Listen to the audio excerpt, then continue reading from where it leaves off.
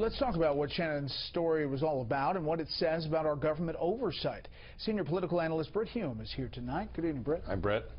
It is not unusual for judges to object to what they consider unfair conduct by lawyers who practice before them. But what the federal judge in the immigration case did goes far beyond that.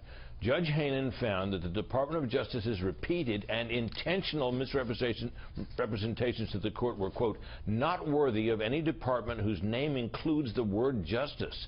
He then took the unheard of step, as Shannon reported, of ordering the Attorney General to institute remedial ethics training for Washington-based Justice Department lawyers practicing in the states affected by this case. And he pointedly observed that the unethical conduct in this case occurred during the tenure of the now-departed Attorney General Eric Holder, who happens also to be the only Attorney General in U.S. history to be held in contempt of Congress.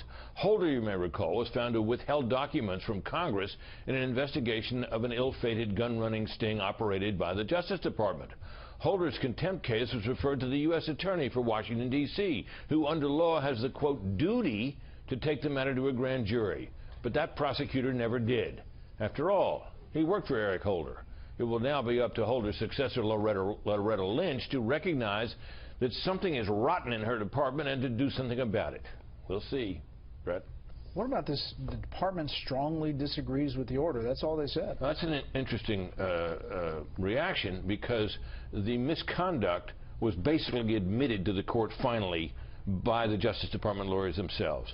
The program had gotten started. They had represented to the court that it hadn't. They finally came to the court, sometime after the damage was done, and said, oh yeah, there are 100,000 immigrants have already been processed through this program. We kind of overlooked that.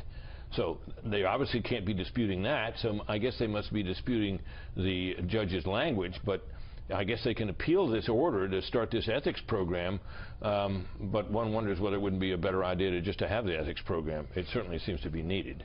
It could affect other elements beyond immigration. Exactly right. All right, Britt, thank you. You bet.